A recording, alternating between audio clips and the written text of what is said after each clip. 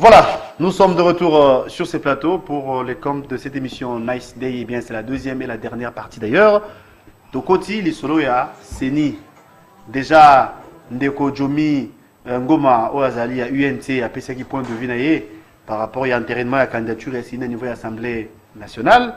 Sikoyo, Mama Chantal Moboni Oazali a décidé à la Mouka. Il y a perdu ça, il par rapport à l'enterrement et à candidature, il y a Ndeko Malonda, la tête bien sûr, il y a Seni. Maman Chantal, tu as vu que semaine Oyo, déjà, annoncé le mouvement en termes de manifestation, marche, UDPS. Déjà, a lancé un message fort à l'objet que azo prévenir FCC aux responsable et conséquences euroya si seulement Ronsard Malonda a tiré la Seni. La Mouka, d'ailleurs, il y a un déco Martin Fayoulou, à l'objet clair que Ronsard Malonda a collé la tête, il y a Seni. Donc, on peut comprendre que UNC, plutôt Cash ou encore UDPS, dans la Mouka, beaucoup de points manquants au Boyokani, au Boy Seni, comme on a Maboko, il y a Ndeko Ronsard Malonda. Merci Ndeko. Nako lingana na bongisel kamoro lobaki a peuple et bango bien. Motoune tout na makina président élu Martin Fayoulou par rapport à réconciliation nationale. Atali saki na journaliste était pour batuna ki yoza chrétien par rapport à réconciliation nationale au moni ndenge nini prix nini sengai to futa po bana Congo bayokana. Président élu alobaki bien chrétien a deux valeurs, le pardon et l'amour. Yé en soi, a un problème, té, a un rancœur, té, assez à pardonner en go, mais pardon, ils ont aussi un peu que moto a ibaki, à reconnaître qu'il y a ibaki à se repentir. Alors, à l'obina, comme pardon, a proposé qui plan à sortir à crise pour na kolobaïte, tout ça la réforme, tout zong la souverain primaire, les constituants originels, pour que tout ça la élection anticipée, tout ça la vrai dirigeant au baza ko une émanation et un peuple. Nakani si tant la loba qui a ndeko linga ki sala moi ba poko sopamba, olandi bande wa IDPS batal si bien. La majorité est fabriquée. Donc vérité des urnes et comment ya mutu nyoso. Ezaka ya bana la mukate, tant babi majorité fabriquée, c'est-à-dire ba vrai eli bazali au bazo siégé. Donc vérité des urnes ezali l'affaire de tout le monde, ezali socle et développement durable na Congo. Alors, la Mouka UDPS beaucoup na point moko au boyokani, boboyi Seni et kena maboko ya ndeko Ronsard. Nazo lingana no peuple aye ba eloko. Maponomi ya 2011. Tango salamaki à moins que na bosana, ndeko Ronsard Malonda azalaki directeur des opérations. Il serait directeur des opérations na Seni. Na 2011 Sungo Imulunda. Maponami wana 2011 après yango mobule bimaki na mboka. Vérité des urnes et Zalaki Ndeko Félix a réclamé vérité des urnes. To comme en 2018 Ndeko Ronsard Malonda azalaki secrétaire exécutif provincial. Oyo a la responsabilité à centre de compilation, centre locaux de compilation, to benga celle na mambongo ya ba élection. Peuple congolais a tout na emotuna. Est-ce que compilation va résulter salama? Tous waka Kinshasa oyo. Compilation salama te. Bureau par bureau to tika koyeba te. Ce qui est le lobby de Félix alongaki na combien na bureau ni nyazaki combien. Pour le boko lo bando ko Fayoulou alongaki. Ngala lobby de ko Fayoulou alongaki. Et ango to lobby boye moto oyo azalaki cerveau monteur na élection 2018. Élection oyo epesi bulu eke na mboka. Lelo mbula mobimba na ndambu mboka ezokoma kaka na soni Kongola tika kaka na maya misu na makila.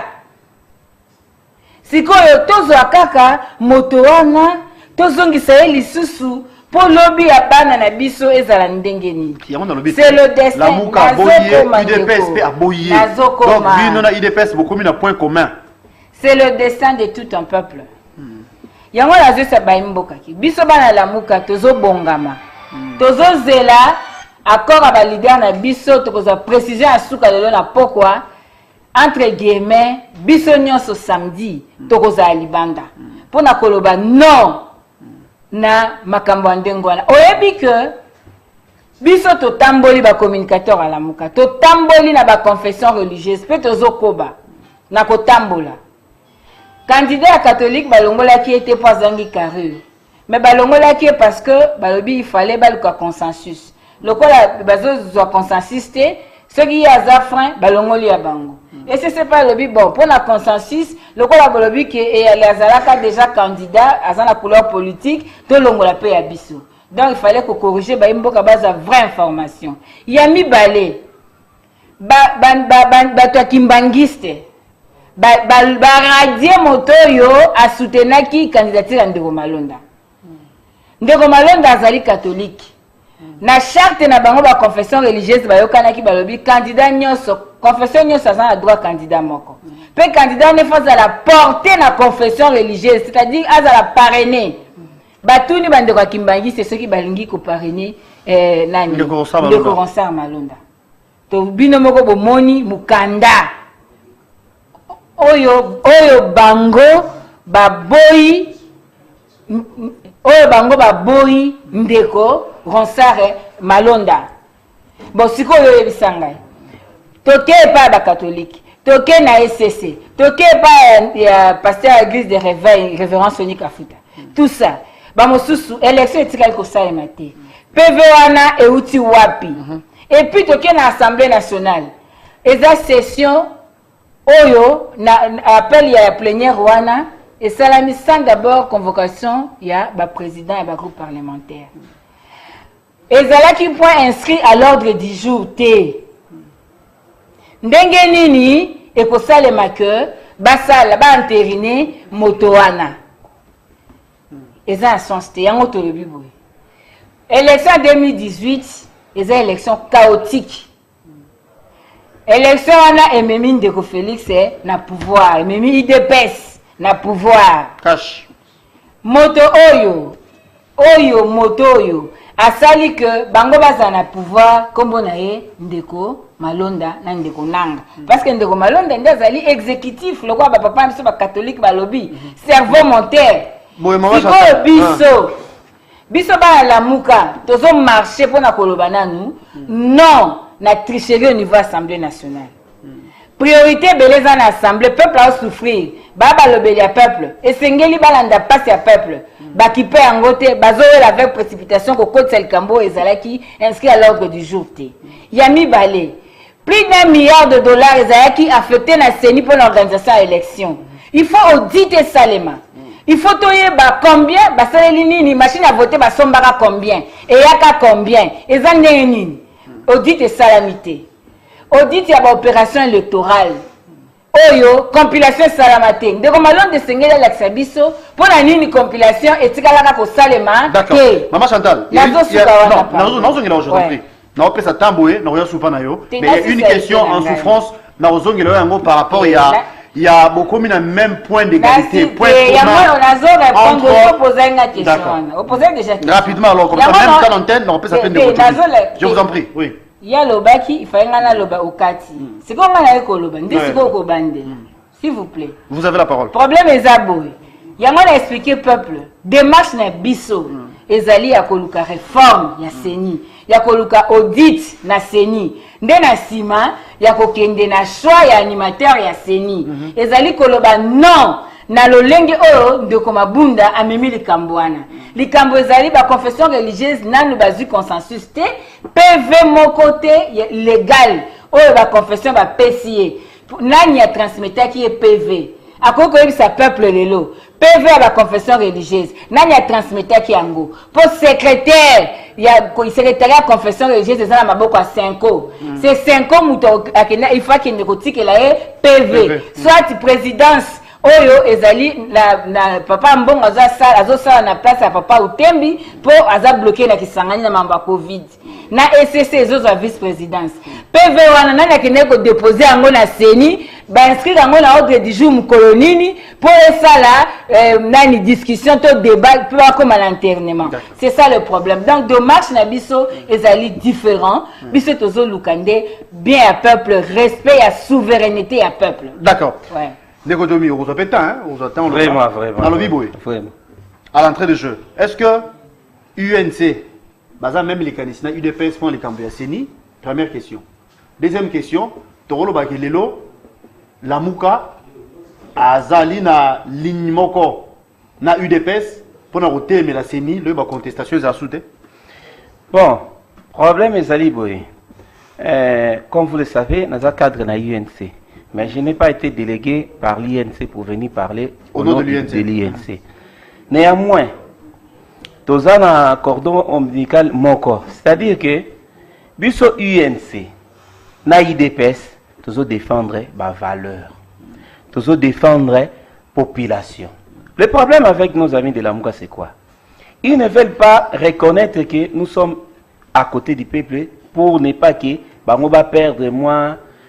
J'ai d'où un peuple là-bas. Parce que le peuple, depuis tout le temps, a défendu la valeur. Zomona, a yebi.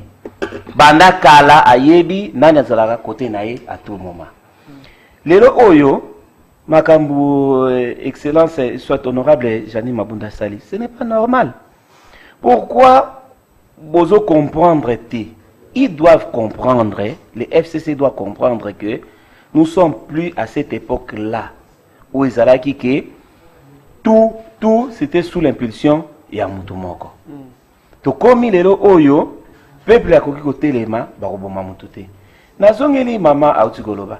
To e bakako sala raccordement moko fraudulé. Mama lobi ke IDPS lobi majorité fabriquée. C'est faux. Dans la déclaration IDPS ça na 7e allié ne ya babi majorité artificielle. Artificielle n'a fabriqué ngol belo ko mokote. Tu vois? Artificielle n'a fabriqué et c'est le mokote. Non, le speaker tout soit bien artificiel, bali comme dit concrètement. Non, ma Chantal aux autres. OK. Et là on se cause à naturalité. Ils allaient naturalité, mais ils ont ce qui n'est pas naturel, c'est qui est fabriqué, non? mais attendez, aujourd'hui ceux qui bossali élection. Ceux qui osent majorité wana engolo bateke eza majorité mo uti panzami. Eza batam kilimto salian. Bato bakende ko voter ba sali aux majorité. C'est ça. Quelque part, c'est artificiel. Mais dans le sens où il y a lobby qui est fabriqué, on dirait que battement bakota qui na chambre moko bandi fabriquer majorité. Toujours fabriquer majorité, toujours fabriquer majorité. Donc bon, dans ligne mon amour est à la place non, c'est vrai. Mon amour, ce qui mundele langue est riche parce que et le moko le ba na ndenge belé, mais tant que zo ba ndenge belé, ils ont la connotation moroté. Donc pour terminer pour moi, opposition. C'est très facile. Pourquoi opposition est facile? Parce que aucune œuvre humaine n'est parfaite. Alors maintenant, opposition est à Congo. La partie imparfaite. Il y a un exploiter. Si vous pour exploiter l'imperfection, c'est facile. Mais pour la qualité, c'est pas facile. De vue encore, pour les cambios Seni, au moins, on peut dire qu'il y a un avancé. La Mouka, Nalbara Kash, Boboyi, Ronsar Azana tête Yasseni. Papa, problème est à côté à Kachté. Ceux qui ont lundi discours à Liboso, chef de l'État Saraki, à Sitaka Kombo, il y a son frère Martin Fayulu. Vous comprenez? Donc, Biso, Cash, tout ça un problème à la Mouka. Ceux qui la Mouka yata lelo, Toko Sangananae. Ceux qui lelo, c'est tout simplement aussi parce que la Mouka a boya qui Sangana Biso. Tu vois, pour des intérêts privés, pour des intérêts personnels, tout le monde va dire que to Sangana Binote. Mais là, on ne peut pas souffrir pour que Bozo n'a pas Nabiso. Voilà. Ah, maman Chantal. Yomo Yoki. Mais, toi que Tozonga. N'est-ce pas vrai? Parce que question, on doit y répondre un mot concrètement. FCC, non, pardon. UDPS, bon, Bolimis. Cash, na la Mouka, Boyokani, na les Kambo Moro Bolobi, Nyoso Roya, mais Ronsar Malonda, Azana tête, Yasenité. Tant que l'objectif est ça, mon côté. Et ça, on est signé dans tous les billets. Bon, merci, Naolo Baboé.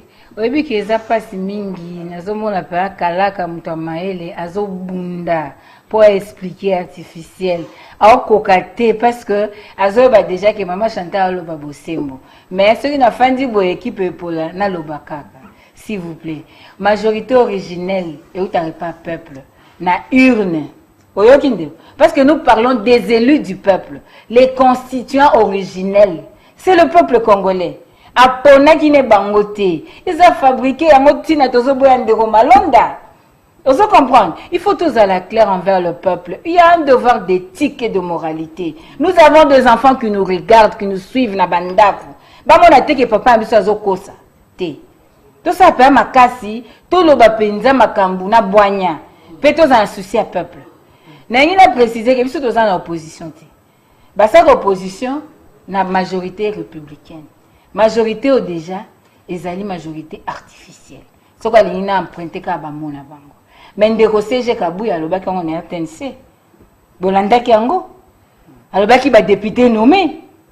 Bolandaki yango na RTNC. Donc moi j'entends la baxer le côté pour dire que ndeko souffrance à pamba pas expliquer artificiel là c'est la simple. Peuple ça comprenango. Biso toi ba résistant. Toi ba article 64. Tu ko résister contre batu nyoso ba nkoza pouvoir par la force. Toi ba opposanté. Tu koza ba opposant ce qui élection les caille bien. Tout ça va opposanter. Yami balé. Nengine lo baboy. Biso Congolais nyoso. Président il y a le bail lobby. Abi se repentir, ressaisissez-vous des fanatiques aveugles.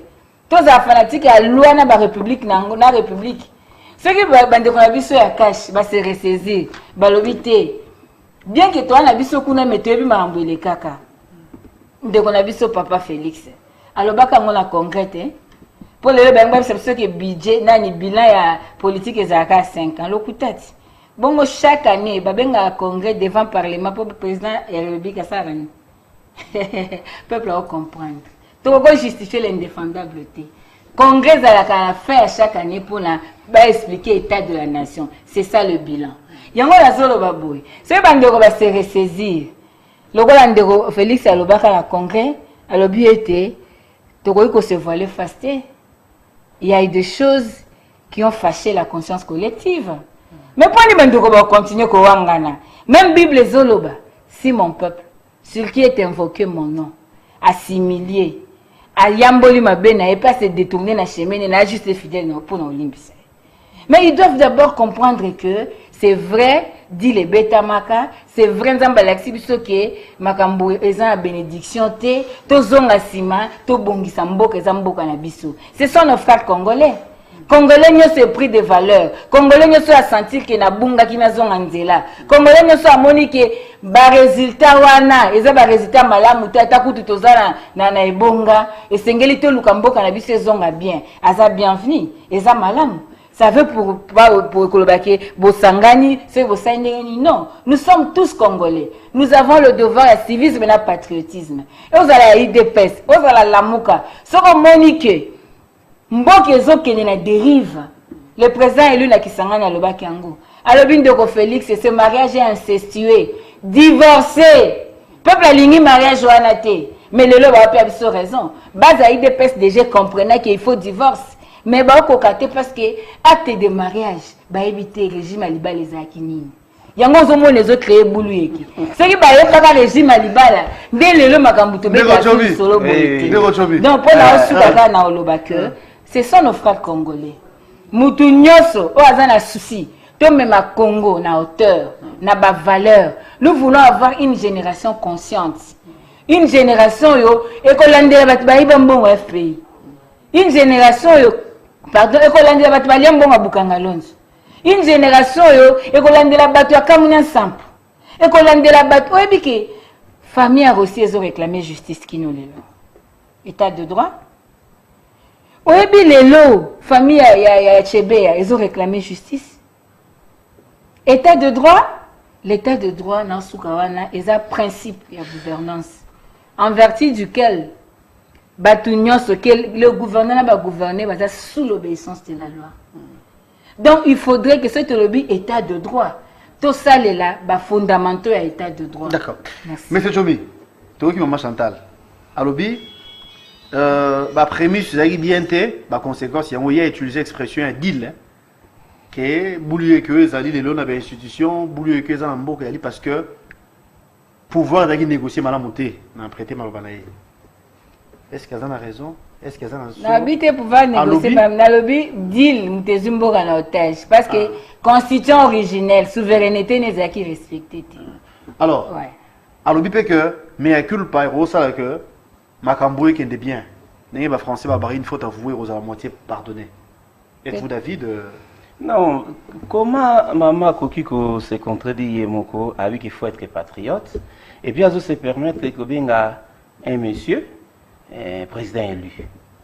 Et pourtant à sa patriote, a dit bien que na Congo la Cour constitutionnelle il reconnaîtra que c'est Félix qui est élu. C'est quel patriotisme au Yazoté Abisso? Maintenant, il faut marcher contre Malonda. Malonda. Beaucoup constitutionnel, Mouta Samba la Buneza Malonda. Faut qu'on la reconnaisse. Écoutez, maman.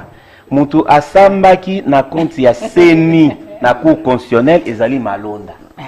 Donc il était Malonda azaki teke avocat ya Félix T. Azaki koya aye azaki délégué par la Seni. C'est comme vous aujourd'hui aux ana RTVS 1. RTVS 1 a un problème à Tindio ko représenter. Yo omeminde liloba ya RTVS 1. Malonda aki ko laksa ba réalité au Seni azalaki nango. Et la réalité c'est que Félix a 7 millions et Martin a 6 millions.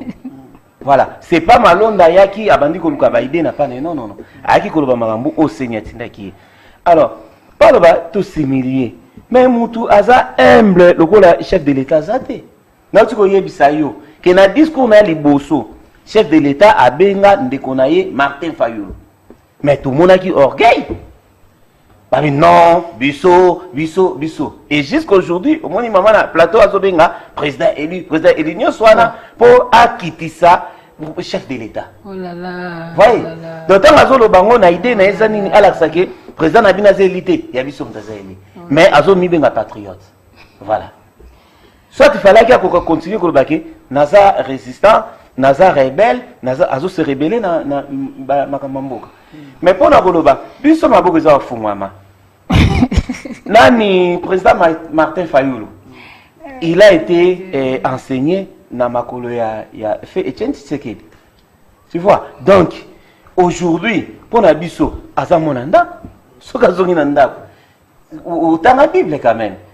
Maman Azarna n'a pas la Bible bien. La référence publique trop Bible. Voilà. Bible. Donc ceux qui papa Martin il y a un enfant prodigue, début de voilà.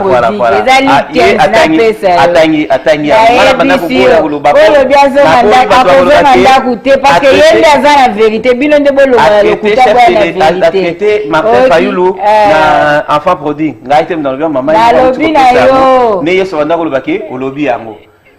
Voilà. Papa que la photo précisée. Au moins une déco confusion. Même batouala n'abiso va sentir que de cela de rose en maloba. Ok. Comment le loba biso que cour constitutionnel a entériné résultat ngo et où te pas de malonda. Peyo le basusu que au ligne de malonda te. Au moins te que ça contradictoire. Oza contradictoire maman na tikali na ligne yango na ebisi OK bandeko ba comprendre ata oti vazo boya kondima ba comprendre que ya solo mbebe zalaki esengeli bazonga na ndako ozoyoka la maison c'est la vérité la vérité c'est Dieu vérité c'est Martin Fayulu te vérité c'est Ngaite Zayote vérité c'est Dieu lui-même esengeli kozonga na nzela vérité pour te tonga mboka la ba vérité. Yo ozaki na difficulté à expliquer yemei akokaite yemei zandenge nya obunda mais pas nya expliquer facilement président élu mais il a été réellement élu ambonga lobiango pas plus tard qu'auti ko rappelango il a été réellement élu c'est qu'il n'a pas un président élu où est le problème c'est pas le problème ozo comprendre donc ndeko il faut tika ko sa peuple malobeza te azoko koloba te biso tozo créer le côté bango moko balobi ndeko Kabila atamboli. Ah non, yo c'est mal ngalo baka na lo ba. Olobi mingi mama ministre. Non, na uti ko zo mbaloba. Non, je vous en prie maman. C'est que j'ai remarqué ezali no pesa na mututa na ye. Sauf que monsieur Jomi yo mozo sanga na lo mingi tena suki yawa. Mais sinon vous allez continuer. C'est vrai que nous avons bouclé d'ailleurs pas to bandaki na monsieur Jomi. Monsieur Jomi réforme. Il y avait institution. Les lots batunions surtout, j'ai comme l'impression, encore nous avons comme l'impression que vous aurez mettre en cause entraînement il y a Ronsard Maloda. En son temps, bah proposer qui réforme il y avait institution et ça qui sans succès, on dirait sans maquis sur d'oreille, bah ouais qu'on dit pas. Est-ce que l'autre il y avait lieu qui est réforme d'abord il y a Seni et puis qu'auditer Seni avant bacha mon condition sous la tête il y a Seni.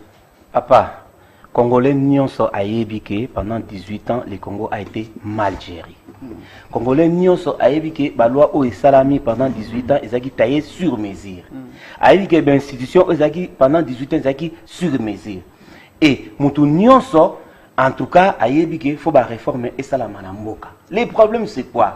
Les problèmes c'est que batu mususu ba linga ba profiter na ba réforme na po ba ko sa ba agenda na bango caché. Pour Namboka, mais bazo nga basala ngopo ba koka ko récupérer quelque chose au bon bazo kansake ba bungi saki. Ya mwana monitonga nazo baka patriotisme ezani. Patriotisme ezali ko tia patrie likolo ya nyonso. Peut-être ndingi bango ba yebi ke o mutu na biso a gagné qui. Mais kuna ba boeli bon ça va quoi ba boeli tous ba patriote, tous se courber na voie ya patrie. Tout ça, tout travail na bien ensemble, tout bon ça se combo pour que bana na biso parce que tout ça la politique pour la bisoté. Tout ça la politique aussi pour la génération future. Les lots aussi qui biso doit niko se tirailler na la muka. Conséquence c'est la bisoté. Ngane na zabwe maman ninga zabwe nous avons déjà fait notre vie. Tout ça déjà vu na biso mais bana na biso qu'est-ce qu'ils vont gagner de tout dans tout cela. Mais moi je pense que bana biso va gagner plus ce qui les lots oyo la muka na cash na FCC bango nyonso bon tout travailler pour na mboka. Le problème ça va de biso ya FCC zanini. Problème ba de biso ya FCC ba travailler pour na mboka te mais pour na ko défendre ben intérêt soit ya mutu moko soit ya groupe na bango o ba yebi ke bazo na ninga mabe. Na considérer FCC. Oui, na considérer ngo lokola mafia moko boye. Au moins na mafia. Na mafia bato bazana ba s'enrichir d'une manière illicite. Alors, ils sont prêts à tout pour nous préserver bien avant aussi besoin. Il y a un moni alors la mouka madame elle a parlé d'une vérité. La vérité aujourd'hui c'est Félix Tshisekedi qui est président de la République. Ça c'est une vérité. La réalité. C'est aussi une vérité, non? C'est lui qui est président de la République. Madame, vous allez parler s'il vous plaît. C'est lui qui est président de la République. Parce que si Martin Fayulu était président de la République, il se serait déplacé venir ici. Parce que Nini Oyo confiné mais ça pour les citoyens normaux, ça pour les chefs de l'État. Président de la République, ce qu'on a aux États-Unis, il y a Aouya. Donc pour vous montrer que la vérité, c'est qu'il n'est pas président de la République.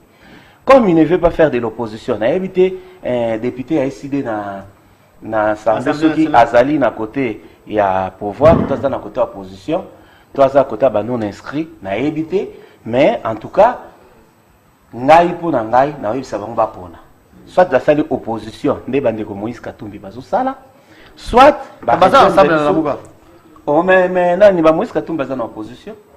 Bande Moïse baza na opposition. To comme la souga, voilà. Chantal. Vous avez la parole. Bon, ngana loba. Na yo to sui ça et puis on va c'est dur. Ndeko tika okosa peuple. Tika okosa peuple, ozo se contredire pamba. Peuple a comprendre que malobezate. Ozali awa te po ya kopesa peuple ba théorie ndimoza na pouvoir bilan na eza négatif okoki eloko te peuple a sanzi o peuple na nzala.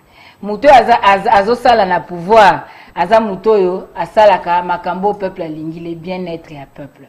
Accès à l'eau potable, à l'énergie, accès aux soins de santé, Covid déjà, personnel soignant impayé. Donc, gestion Covid, cacophonie. Donc, économie en boca zéro. agriculture exacte le côté to kota ta kunate donc catastrophe. Donc nous sommes du côté du peuple. Vous avez l'armée, vous avez la police, vous avez le ministère, vous avez l'argent, vous avez tout peuple à souffrir insouciance sociale. Sa peuple. Biso to bina bino na parlement ezalakana opposition parlementaire. Ba peuple il faut aye bango.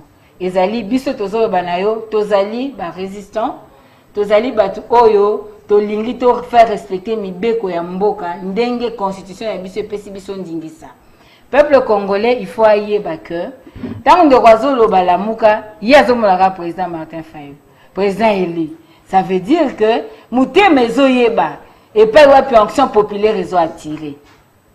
Oso comprendre. Et pas action populaire ezali. Mouté mezo yeba. Yango le moni akobandaka ka kolobaka ndeko Martin Fayulu, c'est normal. Yango na sa peuple la muka bana nyeso Congo ba congolais. Le recoki ya ko telema ko barrer route.